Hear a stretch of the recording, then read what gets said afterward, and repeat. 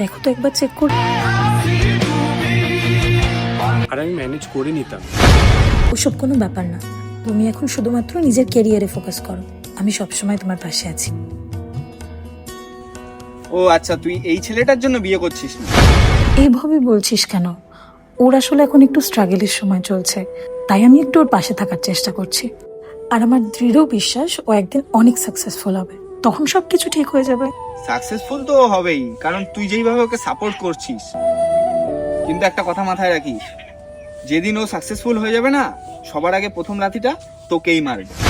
দেখ, এরকম কিছুই নয়। আমি কাকে ভালোবেসেছি আমি খুব ভালো করে জানি।